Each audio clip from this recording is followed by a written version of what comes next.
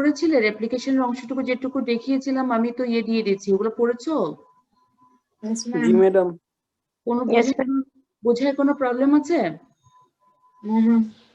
আচ্ছা, গত ক্লাসে আমরা যেটা পড়েছিলাম সেটা হলো আমরা মেইনলি ডিএনএ স্ট্রাকচারটা দিয়ে স্টার্ট করেছিলাম, কারণ ডিএনএ স্ট্রাকচারের বেসিক্যালি দুটো ফিচার আমার মনে রাখতে হবে এট the time of replication.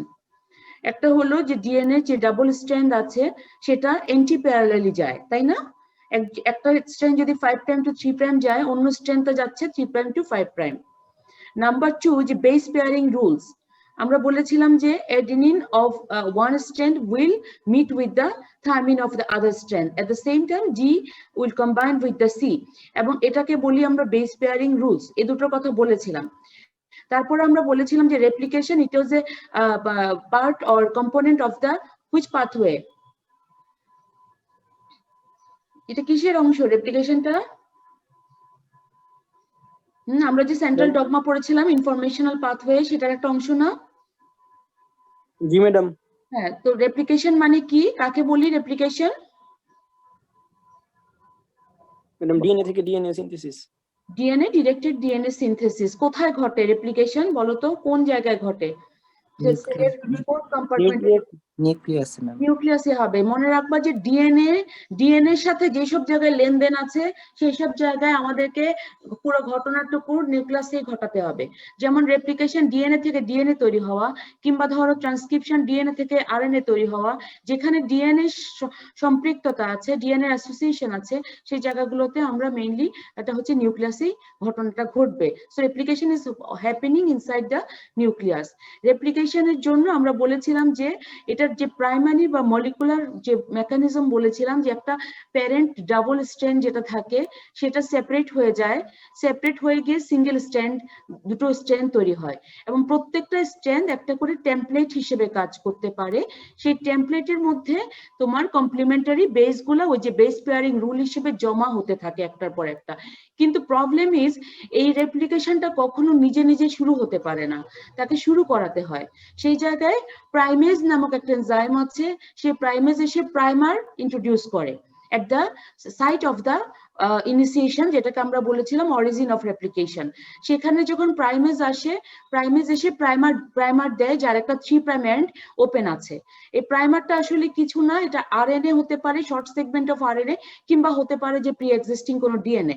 What ever আমার জন্য 3 প্রাইম এন্ড ওপেন আছে এমন কিছু নিউক্লিওটাইড বেসের দরকার হয়, কারণ আমরা জানি যে প্রাইমারি যে এনজাইমটা আছে যেটা তোমার এই নিউক্লিওটাইড বেসগুলোকে একটার সাথে একটা কানেক্ট করবে, পলিমারাইজেশন করবে বেসের, সেটা কাজ করতে পারে 5 প্রাইম টু 3 প্রাইম ডিরেকশনে। বলেছিলাম না এটা 5 প্রাইম টু 3 প্রাইম ডিরেকশনেই শুধু করতে পারে। সুতরাং 3 প্রাইম এন্ডটা যখন ওপেন থাকে তখন ডিএনএ পলিমারেজ এসে একটার পর একটা তোমার কি নিউক্লিওটাইড বেসটাকে অ্যাড করতে পারে।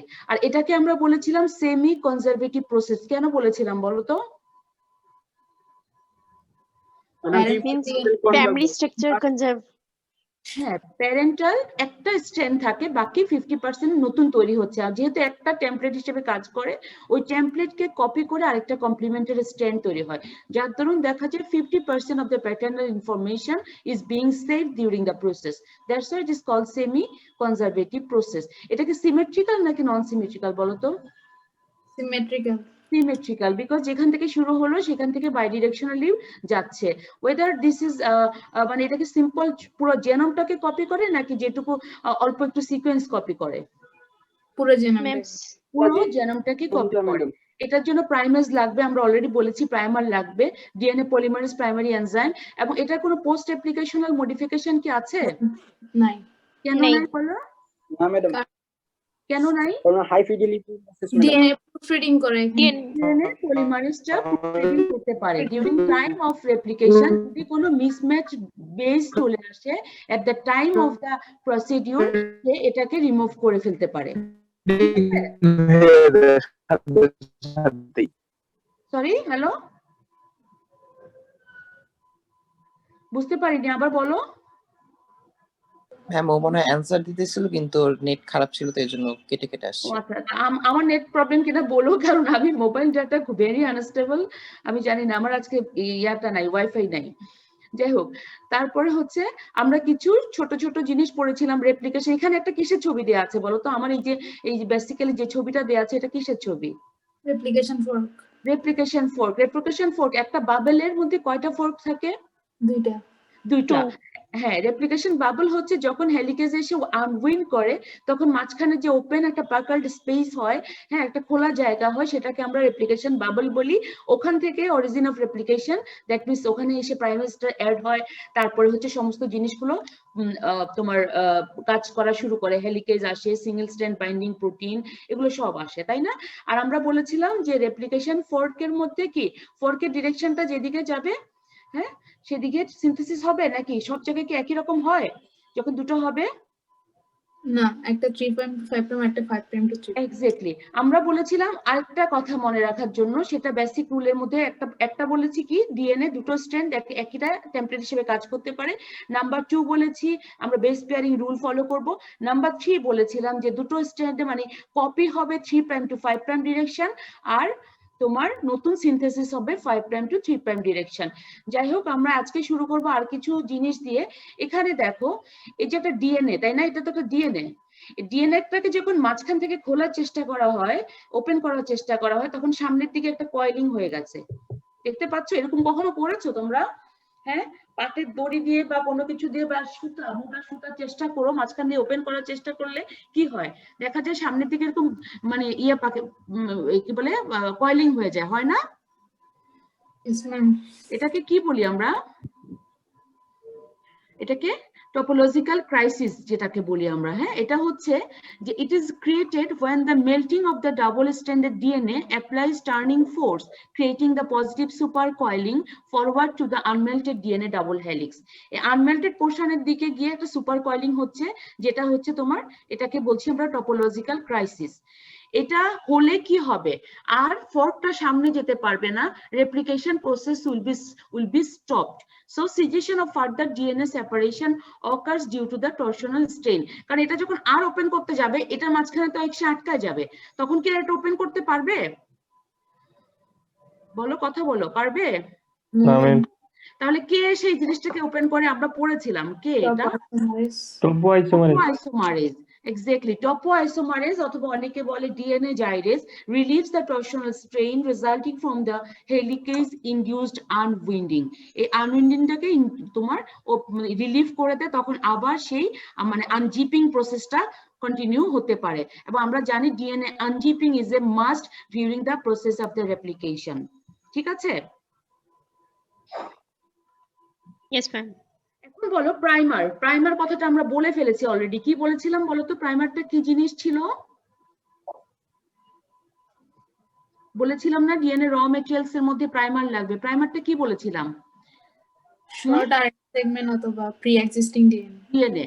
এখানে primer is a short nucleic acid sequence that provides the starting point for DNA synthesis.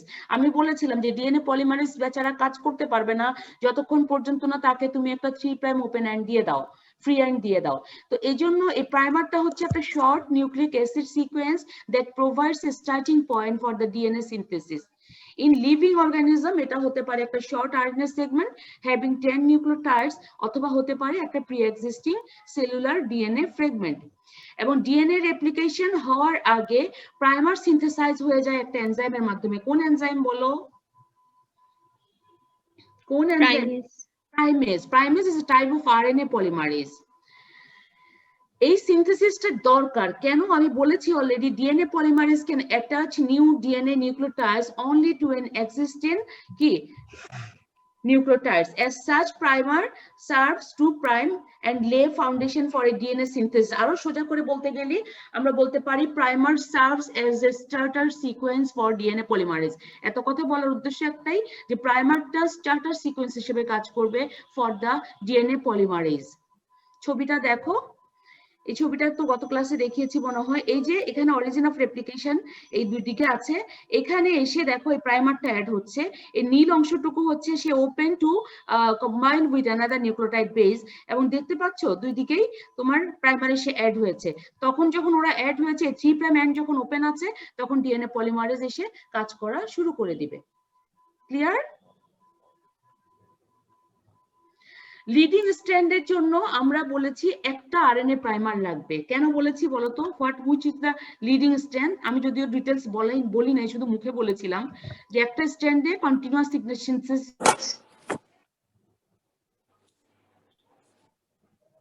3 prime to 5 prime. হওয়া সম্ভব। যে স্ট্র্যান্ডটা 5 প্রাইম টু 3 প্রাইম, যেখানে টেমপ্লেট হচ্ছে তোমার 3 প্রাইম টু 5 প্রাইম, সেখানে নতুন যে স্ট্র্যান্ড তৈরি হবে সেটা হবে 5 প্রাইম টু 3 প্রাইম। সুতরাং লিডিং স্ট্র্যান্ডে হচ্ছে only one primer is required. আর for the lagging strand its number depends on the number of Okazaki fragment. এটা আমি আরেকটু ডিটেলস কথা বলবো। এই যে দেখো, এটা হচ্ছে 3 প্রাইম টু 5 প্রাইম যাচ্ছে টেমপ্লেট, যেটা দেখতে পাচ্ছ ছবিটা। Yes, ma'am.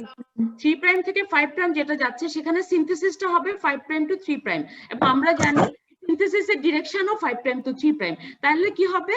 ও কোনো সমস্যাই ফিল করবে না, ও খুব সুন্দর করে তৈরি হয়ে যাবে। কাজে এখানে একটা প্রাইমার ইজ এনাফ। আর এখানে দেখো, যেটার টেমপ্লেট স্ট্রেন যাচ্ছে 5 প্রাইম টু 3 প্রাইম, তার স্ট্রেন তৈরি করতে হবে কিন্তু 3 প্রাইম টু 5 প্রাইম, কিন্তু আমরা জানি সিনথেসিস হয় শুধুমাত্র 5 prime to 3 prime.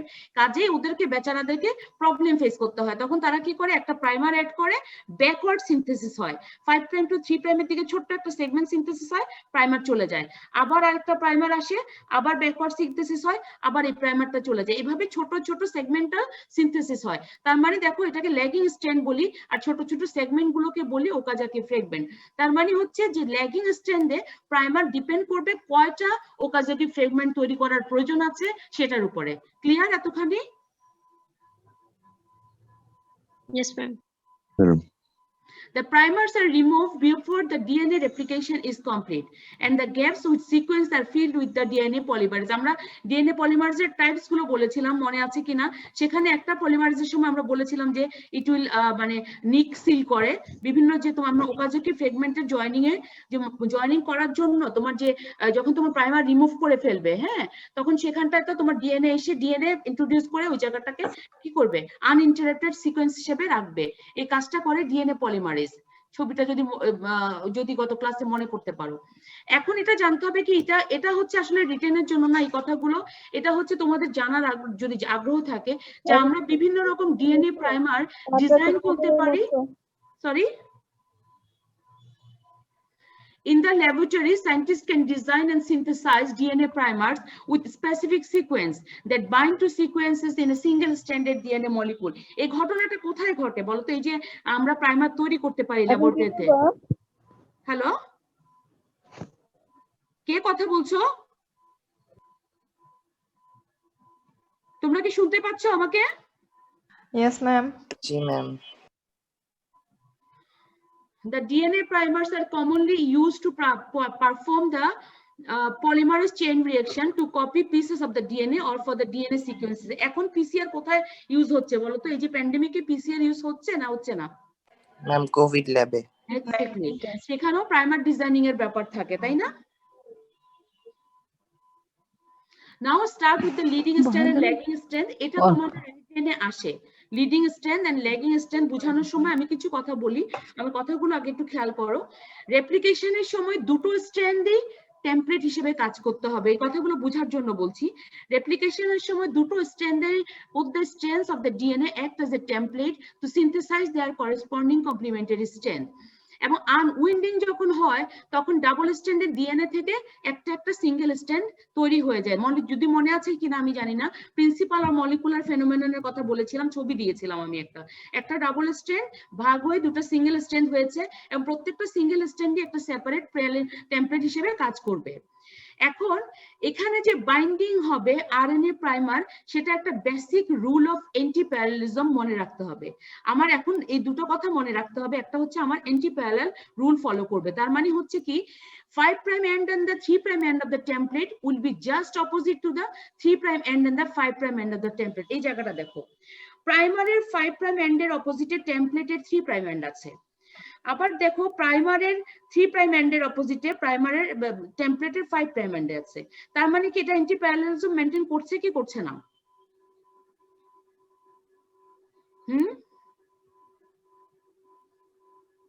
Yes, ma'am. কথা কি বুঝতে পারছো? আমরা বলেছি RNA Binding of the RNA primer with the template will follow the basic rule of anti-parallelism. That means template যদি 3' end হয় তাহলে প্রাইমারের 5' end থাকবে। টেমপ্লেটে যদি 5' end থাকে টেমপ্লেটের তোমার প্রাইমারের 3' end এসে লাগবে। আরেকটা কথা মনে রাখতে হবে, আরেকটা বেসিক রুল মনে রাখতে হবে যে প্রাইমার শুধু গ্রো করতে পারবে 5' to 3' ডিরেকশনে। আমরা জানি সিনথেসিস হওয়া পসিবল শুধুমাত্র 5' to 3' ডিরেকশনে, এবং টেমপ্লেটটাকে রিড করবে 3' to 5' ডিরেকশনে। এই দুটো রুলস ফলো আমাদের করতে হবে, আমাদের মনে রাখতে হবে। একটা হচ্ছে তোমার বেসিক তোমার এন্টি প্যারালাল থাকবে, আর একটা হচ্ছে প্রাইমার গ্রো করবে শুধুমাত্র 5' to 3' ডিরেকশনে। এই দুটো জিনিস যদি মনে রাখো তাহলে দেখা যায় যদি ডিএনএ পলিমারেজ আমরা জানি নিউক্লিওটাইড অ্যাড করতে পারে শুধুমাত্র 5' to 3' ডিরেকশনে, তাহলে synthesis of one strand is continuous where the replication fork is 3' to 5' direction. This is called leading strand. ছবিটা দেখো, ডিএনএ পলিমারেজ অ্যাড করতে পারে 5' to 3' ডিরেকশনে, তাহলে যেই স্ট্র্যান্ডটা যেই টেমপ্লেটটা 3' থেকে 5' এর দিকে যাচ্ছে তার জন্য কমপ্লিমেন্টারি স্ট্র্যান্ডের রুলস হবে 5' to 3'। কাজে এখানে তার কোনো রকম সমস্যা নাই, এখানে সিনথেসিসটা হচ্ছে কন্টিনিউয়াস, এটাকে আমরা বলছি লিডিং স্ট্র্যান্ড। এই লিডিং স্ট্র্যান্ডের সময় কি হয়, primer binds at the proximal side of the replication bubble. এই জিনিসটা কিন্তু একটা রেপ্লিকেশন বাবলের প্রক্সিমাল সাইডে এসে এটা বার্ন করে, এরপর ডিএনএ রেপ্লিকেশনটা মানে তোমার গ্র্যাজুয়ালি ডিস্টালের দিকে যেতে থাকে, মানে যতখানি আনজিপ হতে থাকবে ততখানি তোমার এই সিনথেসিসটা তো মানে চলতে থাকবে। তো এখানে দেখাচ্ছে fourth progression, replication fourth progression. এটুকু বোঝা গেছে? Yes, ma'am. আচ্ছা, আর এটার দিকে দেখো, আমরা জানি ডিএনএ পলিমারেজ অ্যাড করবে শুধু 5' to 3' ডিরেকশন। কাজেই যেই রেপ্লিকেশন ফোর্ক, মানে যখন রেপ্লিকেশন ফোর্কটা 5' to 3' ডিরেকশনে মুভ করবে তখন কিন্তু অন্য স্ট্র্যান্ড তৈরি করাটা খুব সহজ হবে না, তখন সিনথেসিসটা কন্টিনিউয়াস হবে না। এখানে সিনথেসিসটা হবে ছোট ছোট ফ্র্যাগমেন্টালে ইন 5' to 3' ডিরেকশনে, এটাকে বলা হচ্ছে ল্যাগিং স্ট্র্যান্ড। নিচের ছবিটাতে আসো আবার, আমি একই ছবি দিয়ে সবকিছু বোঝাচ্ছি যাতে করে মনে থাকে। এই ছবিটাতে দেখো তুমি, নিচের ছবিটাতে এখানে হচ্ছে তোমার টেমপ্লেট যাচ্ছে 5' to 3' দিকে, দ্যাট মিন্স ফর্কটা যাচ্ছে 5' to 3' এর দিকে, তাহলে নতুন যেটা সিনথেসিস হবে সে কিন্তু 3' to 5' এর দিকে যেতে হবে। কিন্তু আমরা জানি আমাদের রুলস অফ সিনথেসিস হচ্ছে 5' to 3'। কাজে এখানে কি হবে, ছোট একটা প্রাইমার এসে ব্যাকওয়ার্ড সিনথেসিস করবে ইন দ্য ফ্র্যাগমেন্ট, মানে ফ্র্যাগমেন্টাল সিনথেসিস হবে। এই যে ফ্র্যাগমেন্টাল সিনথেসিসের প্রসিডিউর হচ্ছে, এই জন্য এটাকে বলা হচ্ছে ল্যাগিং স্ট্র্যান্ড।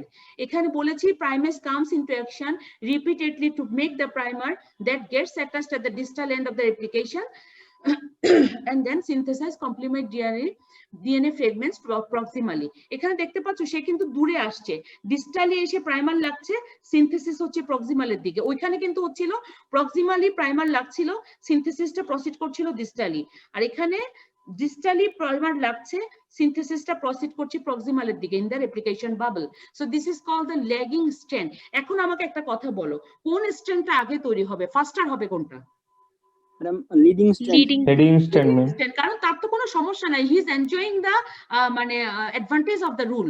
তার পজিশনের জন্য সে কি করছে, 5' to 3' সে ওটার অ্যাডভান্টেজটাকে সে এনজয় করতে পারে, সুতরাং তার সিনথেসিসে কোনো প্রবলেম লাগে না, এবং it is happening in ফাস্টার way. কিন্তু ল্যাগিং স্ট্র্যান্ড বেচারা পড়ে গেছে বিপদে, তাকে তো যেতে হবে 5', 3', কিন্তু স্ট্র্যান্ড তৈরি করতে হবে 3' to 5'। সেই জন্য তাকে ছোট ছোট ফ্র্যাগমেন্ট করতে করতে ওর একটু সময় বেশি লেগে যাচ্ছে। এখন এটা অনেক সময় ডিফারেন্স আসে, leading strand lagging strand feature আমরা অলরেডি জেনে গেছি। রেপ্লিকেশন ফোর্ক মুভমেন্ট লিডিং স্ট্র্যান্ডে কোন দিকে হয় বলো? 5' to 3'। না, কোন দিকে হচ্ছে? 3 to 5. 3 to 5. টেমপ্লেট যেদিকে যাচ্ছে, টেমপ্লেট যাচ্ছে লিডিং স্ট্র্যান্ডের ক্ষেত্রে 3' to 5', যার দরুন হচ্ছে তোমার নতুন সিনথেসিসটা হয় 5' to 3' এর দিকে। আর ল্যাগিং স্ট্র্যান্ডের টেমপ্লেটের ডিরেকশন কোথায়? 5' to 3' direction. Binding of the primer, এটা হচ্ছে লিডিং স্ট্র্যান্ডে, আমরা ছবিতেই সবকিছু বলে ফেলেছি, at proximal end of the replication bubble, আর এটাতে হচ্ছে at distal end of the replication bubble. Primer attachment leading স্ট্র্যান্ডের ক্ষেত্রে একটা মাত্র প্রাইমার হলেই হয়ে যাবে, because it is enjoying the rules advantage of the rule of synthesis, that is the 5' to 3' direction. কিন্তু ল্যাগিং স্ট্র্যান্ডে সেটা রিপিটেড প্রাইমার লাগবে।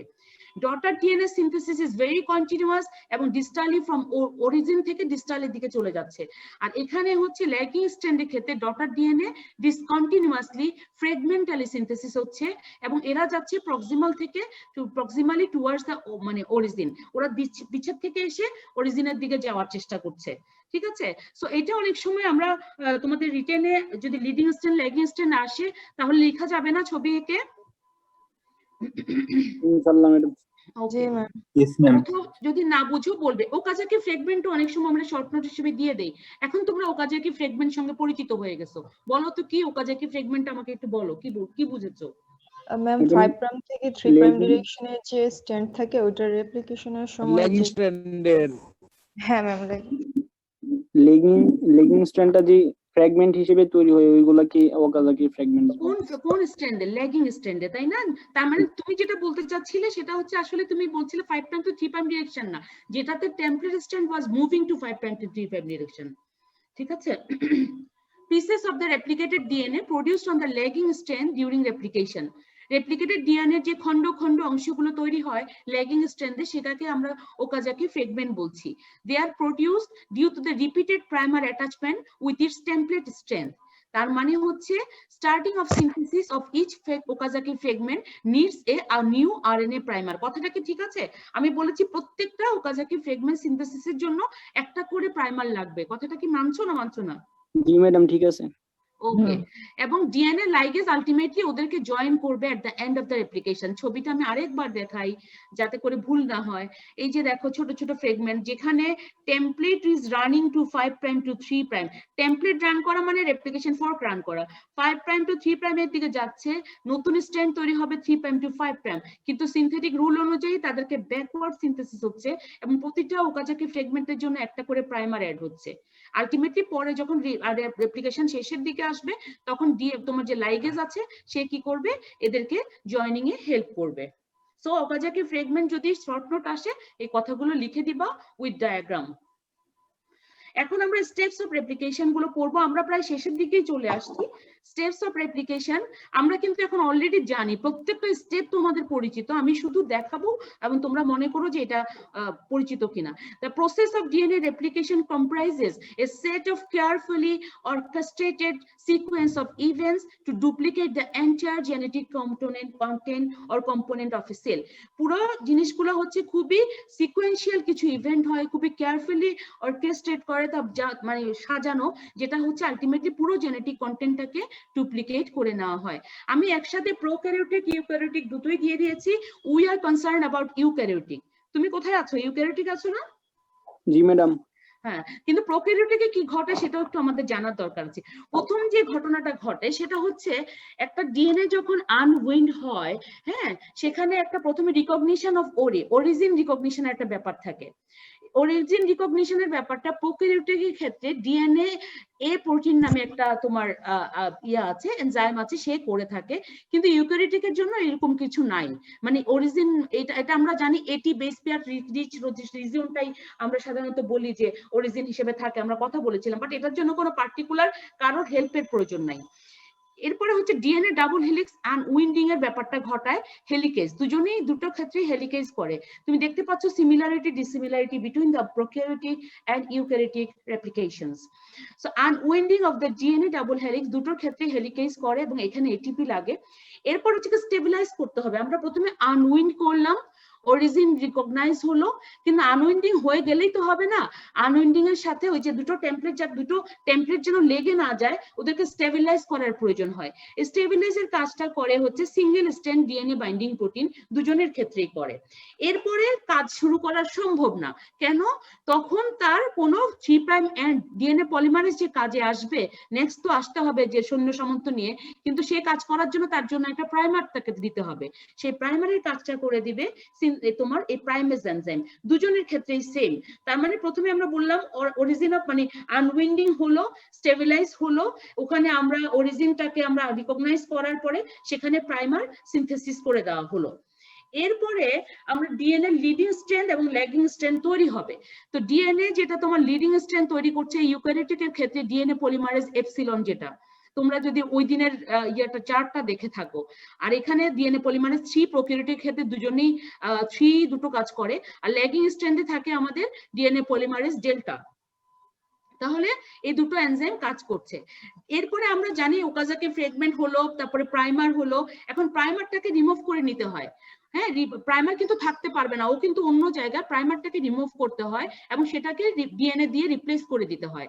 এই কাজটা প্রোক্যারিওটিকের ক্ষেত্রে করছে ডিএনএ পলিমারেজ 1, কিন্তু আমাদের জন্য এই কাজটা করে দিচ্ছে ডিএনএ পলিমারেজ বিটা। ঠিক আছে, ওই চার্টটার সাথে মিলাই দেখো সবটা মিল আছে। এরপর হচ্ছে joining of the Okazaki fragment. আমাদের যে ল্যাগিং স্ট্র্যান্ডে যে ওকাজাকি ফ্রেগমেন্ট তৈরি হয়েছে, ওরা তো ছোট ছোট খন্ড, so that will be never be uninterrupted DNA sequence. Okay uninterrupted DNA sequence করতে হলে এদেরকে একসাথে জয়েন করার প্রয়োজন আছে। এই জয়েনিংটা করে হচ্ছে ডিএনএ লাইগেজ। হ্যাঁ, এই জয়েনিংটা করে হচ্ছে ডিএনএ লাইগেজ, দুটোর ক্ষেত্রে ডিএনএ লাইগেজ করবে। এরপরে আসো আমরা যে টপোলজিক্যাল ক্রাইসিস, এরপরে যদি টিউনিং ফর রেপ্লিকেশন ফর কারো মুভ করা বা আনউইন্ডিং করার দরকার হয়, দেখা যায় কি টপোলজিক্যাল ক্রাইসিস ডেভেলপ করে।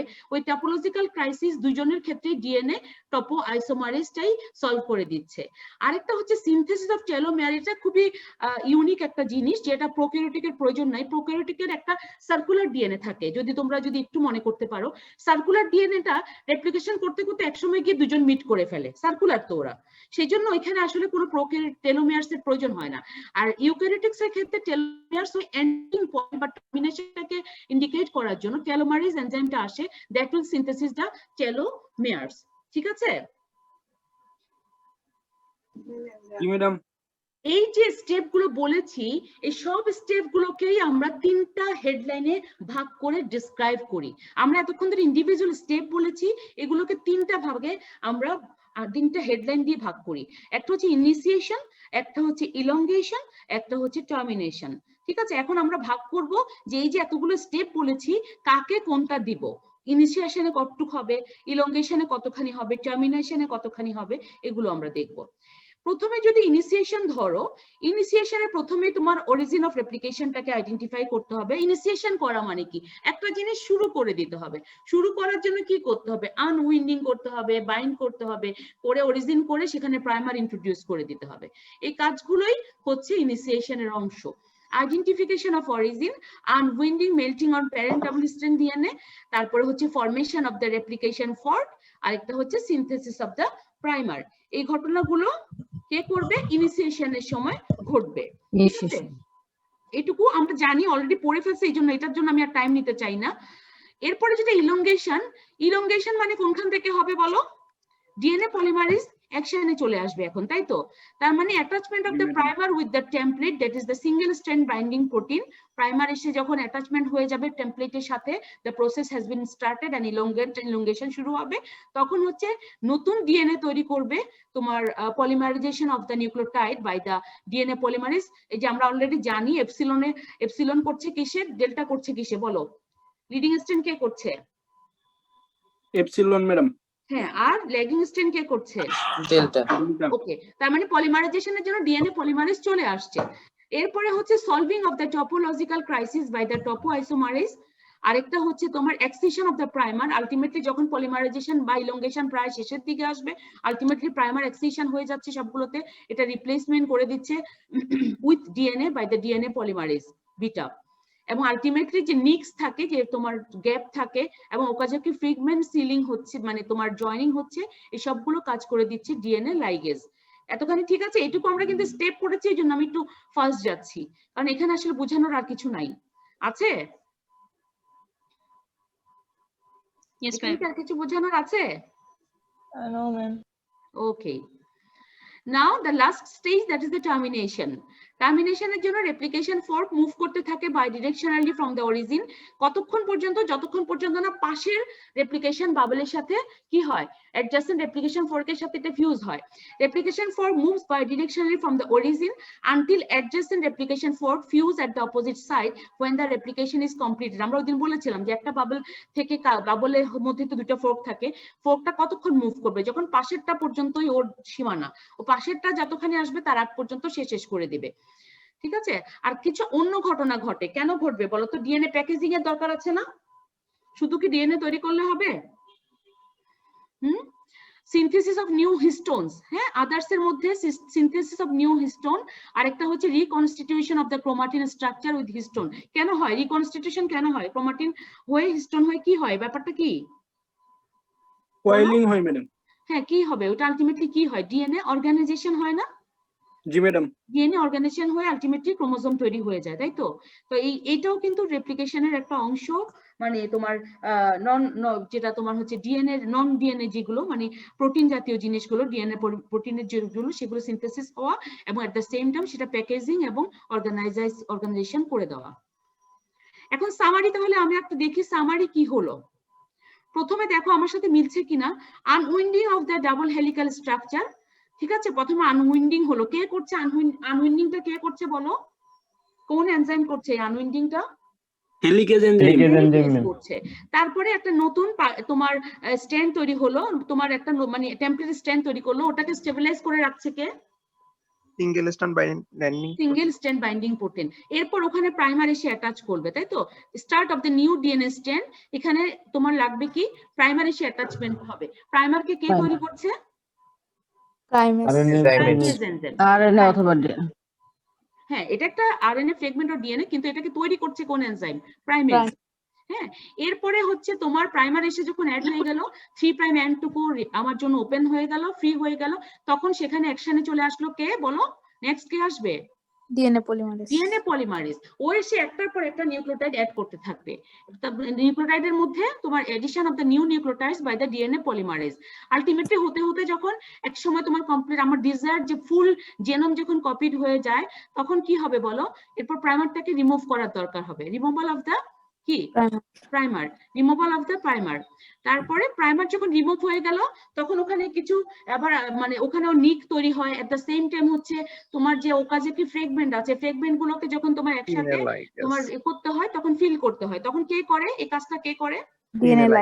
DNA ligase. আর ডিএনএ যেখানে যেখানে নিক আছে সিলিং করে, যেটা যেখানে যেখানে প্রাইমারটাকে এক্সিস করার পরে যে ডিএনএ দিয়ে দিতে হয়, ওই কাজটা কে করে? DNA polymerase. হ্যাঁ, তারপরে হচ্ছে এট দ্য সেম টাইম কি ঘটনা ঘটে? প্রুফ রিডিং এন্ড রিপেয়ার করতে থাকে। এটা কিন্তু ডিউরিং দ্য প্রসেস, তুমি দেখতে পাচ্ছ আমি কিন্তু প্রসেসের বাইরে যাই নাই, এখন আমার process continue. Proofreading and repair হচ্ছে। প্রুফ রিডিং করে যদি কোনো মিসম্যাচ জিনিস থাকে সেটাকে রিমুভ করে দিবে এবং সেখানে ডিএনএ দিয়ে সিল করে দিবে। Ultimately there will be the termination. This is the whole summary of the replication. ঠিক আছে? Yes ma'am. ওকে, আচ্ছা এখন তুমি বলো বলো। ঠিক আছে ম্যাম, একটা বলো। ম্যাম বলো ম্যাম, প্রুফ রিডারটা কি ও যখন কপি করতে থাকবে তখন পরেই হ্যাঁ, তো ওই গতবার ছবিটা দেখিয়েছি না, at the time of extension, সে যখন এক্সটেনশন করছে সেম টাইমে সে সাইমালটেনিয়াসলি প্রুফ রিড করছে, যার দরুন আমাদের কোনো পোস্ট রেপ্লিকেশনাল মডিফিকেশনের ব্যাপার নাই। আমরা পরীক্ষার সময় তোমাদেরকে কনফিউজ করার জন্য জিজ্ঞেস করি হোয়াট ইজ পোস্ট রেপ্লিকেশনাল মডিফিকেশন। আচ্ছা ম্যাম। হ্যাঁ, এটা এমন একটা প্রসেস যেটার কোনো অস্তিত্বই নাই, বিকজ এটা আমাদের ডিউরিং প্রসেসেই হয়ে যাচ্ছে। It doesn't need any post type of modification. Post process মডিফিকেশনের কোনো প্রয়োজন নাই। এখন আমরা যে এত রেপ্লিকেশন নিয়ে কথাবার্তা বলছি, কেন দরকার বলো তো? What is the importance of replication? আমরা অলরেডি বলে ফেলেছিলাম, বলো। ডিএনএ সিনথেসিসের জন্য। সিনথেসিস কেন প্রয়োজন? আমার কেন সিনথেসিস লাগবে? আমি আমার পরের বংশধরে আমি আমার ডটার সেল তৈরি করতে সেল ডিভিশনের সময় কমপ্লিট complement of DNA যেন যায়, কথাটা শেষ।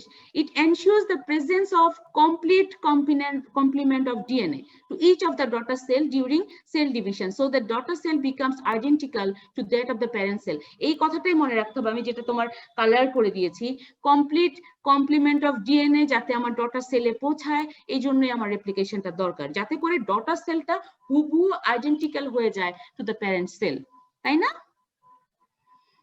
আরেকটা হচ্ছে it ensures the duplication and transmission of genetic information from one generation to next generation. At the same time সেই ট্রান্সমিশন অফ ইনফরমেশন, তাতে কি হবে? যদি তোমার হাফ যেত তাহলে কি হতো?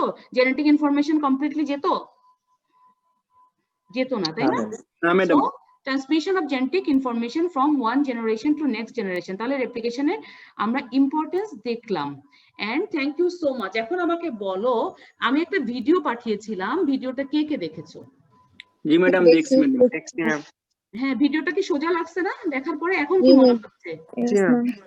একদম ফুল প্রসেসটা দেয়া আছে না ওখানে? Yes ma'am. জি ম্যাডাম। হ্যাঁ। এখন যেটা করবা মলিকুলার বায়োলজিতে সব সময় কিছু অ্যানিমেশন প্লাস ভিডিও দেখার চেষ্টা করবা, তাহলে দেখবা যে জিনিসগুলো ক্লিয়ার হয়ে গেছে। তাহলে আমরা অ্যাপ্লিকেশন স্টার্ট শেষ করে দিয়েছি, কিছু বলবা? ম্যাম বলো। প্রোক্যারিওটে টপোমার্স লাগবে না বলছিলেন যে, ওটা আর একটু কেন লাগবে আর একটু বলেন প্লিজ। না না, প্রোক্যারিওটিকে আমি 2 মিনিটস লাগবে না বলি নাই তো, চার্টে টেলোমারেজ লাগবে না বলেছিলাম। সরি টেলোমারেজ লাগবে না বিকজ ওটা একটা সার্কুলার ডিএনএ। প্রোক্যারিওটিক্স এর ক্ষেত্রে এটা হচ্ছে একটা সার্কুলার ডিএনএ, এবং সার্কুলার ডিএনএ যেটা হয়, ওরা তো ফোর্কটা যখন মুভ করতে থাকে এক সময় এসে ওরা মিট করবেই, সার্কুলার তো জিনিসটা, তাই না? কিন্তু ইউক্যারিওটিক ডিএনএ কি সার্কুলার? না ম্যাম। তো সেখানে টেলোমারেজটা লাগবে, একটা নির্দিষ্ট পয়েন্ট লাগবে যেখানে এসে আমার সিনথেসিসটা ম্যাম, স্টপ হবে। এটা কি এভাবে বললেই হবে যে ম্যাম মানে ইউক্যারিওটিকে টেলোমারিক এন্ড আছে বলেই টেলোমারেজ লাগতেছে? টেলোমারিক এন্ডটা তো টেলোমারেজ দিয়েই তৈরি হচ্ছে নাকি? জি ম্যাম, সেটাই। হ্যাঁ, টেলোমারেজটা আসলে তোমাদেরকে আমরা পড়াই না, আমার মনে হয় পড়ানো উচিত। কিছু কিছু জিনিস একদম আসলে মানে আমরা ভাষায় ভাষায় বলে যাই, কিন্তু তোমরা আসলে ব্যাপারটা বুঝতে পারো না। ম্যাম ম্যাম বলো। ইন্টারমিডিয়েট হচ্ছে বোটানি বই একটা ছিল হচ্ছে মানুষের জরা রোধে টেলোমারেজ, এটা কি? মানুষের জরা রোধ।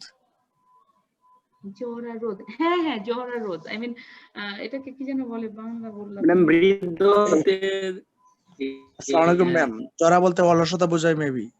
হ্যাঁ হ্যাঁ, মানে ওইরকম আর কি। টেলোমেরটা আসলে হয় কি, এটা তোমার একটা non coding DNA plus protein থাকে আর কি, তোমার একটা লিনিয়ার ক্রোমোজোমের শেষের দিকে থাকে আর কি। তো এটা আসলে তুমি যেটা বলেছো ঠিক আছে, যে তোমার ক্রোমোজোমাল পেয়ারিংটাতে অ্যাসিস্ট করে, এট দ্য সেম টাইম তোমার স্টেবিলিটি মেনটেন করে, তোমার অ্যাবনর্মাল ফিউশন, তার জন্য হয় কি আলটিমেটলি তোমার অনেকগুলো কি বলবো ডিসঅর্ডার থেকে প্রিভেন্ট করে আর কি। ম্যাম বয়সের সাথে মানে সেল ডিভিশনটাকেও নাকি রক্ষা করে ম্যাম, মানে সেল ডিভিশনটা অনেক কিছুই আছে। আমি তোমাকে বলছি যে আমাদের যেটা হচ্ছে প্রথম আমরা যেটা জানবো সেটা হচ্ছে টেলোমিয়ার দরকার এই জন্য, যাতে করে আমি কনফার্ম হতে পারি যে আমার রেপ্লিকেশন প্রসেসটা কমপ্লিট হয়েছে, 1 নাম্বার। 2 নাম্বার হচ্ছে টেলোমার, যেটা এটাতে আমি বলেছি একটা non coding DNA plus protein. টেলোমিয়ারটা কিছু না, নন কোডিং তোমার ডিএনএ প্লাস হচ্ছে প্রোটিন। এরা হচ্ছে তোমার যে স্ট্রাকচারাল স্টেবিলিটি মেনটেন করে ক্রোমোজোমের, তারপরে ক্রোমোজোম যখন তোমার পেয়ার হয় তখন সেটাকে অ্যাসিস্ট করে, এরকম আর কি, ক্রোমোজোমাল ইন্টিগ্রিটিটা মেনটেন করে। তো আলটিমেটলি এগুলো তো এজিং প্রসেসটাকে প্রিভেন্ট করবে, ঠিকই আছে। জরা যেটা বলছো, যেটা আসলে বিভিন্ন রকম ডিসঅর্ডার থেকে হেল্প করে। কিন্তু আসলে হয় কি, তোমার যদি এটা যদি না থাকে, তোমার তো তোমার রেপ্লিকেশন কনফার্ম হলো না, রেপ্লিকেশন পুরো হলো না, তাই না? তো রেপ্লিকেশন পুরো না হলে তো ইনফরমেশন তুমি ঠিক মতো পাচ্ছ না, তো সেখানেও তো প্রবলেম আছে, আছে না? আর কিছু ম্যাম, হুম, ডিএনএ পোল 3টা কি ডিএনএ পলিমারেজ এনজাইমের একটা নাকি ভিন্ন ওটা কিছু? পলিমারেজ, ওদের ওখানে এটা পলিমারেজ 1 2 3 এভাবে করে আছে প্রোক্যারিওটিকের ক্ষেত্রে।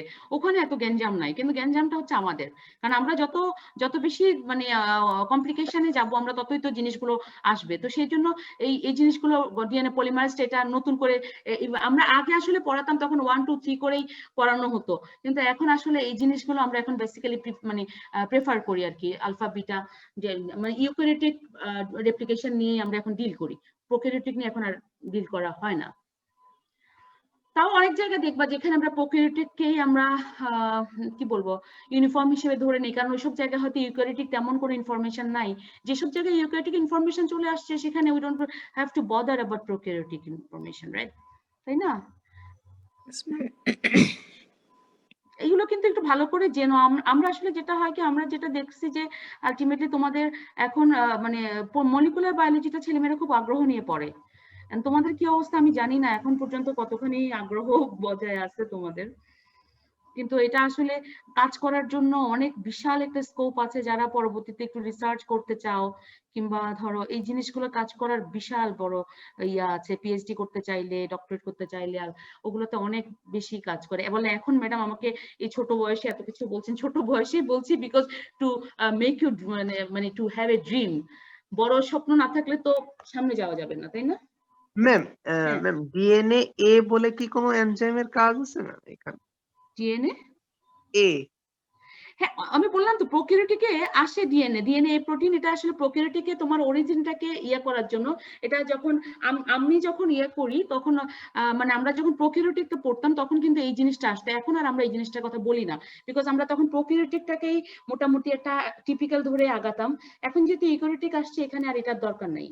ম্যাম প্রফেট তাহলে আমরা মানে ইউক্যারিওটিক হিসেবে তোমরা আগানো ইউক্যারিওটিক বন্টনা করবে। আমি তোমাদেরকে প্রোক্যারিওটিকের সাথে ডিফারেন্সটা দেখিয়েছি। প্রোক্যারিওটিক থেকে ইউক্যারিওটিক ডিফারেন্স কখনোই রিটেনে আসবে না, কখনোই রিটেনে আসবে না। কিন্তু তোমাদের জানার আগ্রহের জন্য আমি তোমরা শুধু ইউক্যারিওটিকের পাশ থেকে জিনিসটা করে ফেলে। আমি যেটা তোমার 3টে স্টেজে ভাগ করে বলেছি সেটা কিন্তু ইউক্যারিওটিক থেকে বলেছি।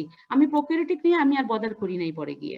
আচ্ছা আচ্ছা ঠিক আছে, আমি জাস্ট বোঝার জন্য যে একটা সময় প্রোক্যারিওটিকে কি হচ্ছিল। আসলে এই ডিএনএ এর যে স্টাডি গুলো তো শুরু হয়েছে দিয়েই নাকি, ব্যাকটেরিয়াল দিয়ে তো শুরু হয়েছে, তাই না? তো কাজে আলটিমেটলি আমরা আস্তে আস্তে এখন হিউম্যান জেনোম নিয়ে কাজ করছি, হিউম্যান জিন নিয়ে কাজ করছি, হিউম্যান ডিএনএ কিভাবে রেপ্লিকেট করছে এগুলো নিয়ে কাজ করছি। Still the long way to go. আর কিছু? Thank you. Thank you. আচ্ছা, তাহলে ক্লাস শেষ করলাম। আজকে একটু আর্লি শেষ করেছি, তাই না? আমি আর Yes, ma'am. তোমাদেরকে আজকে আমি আর অন্য সময় মানে ক্লাসে আমি দেখাই আর কি।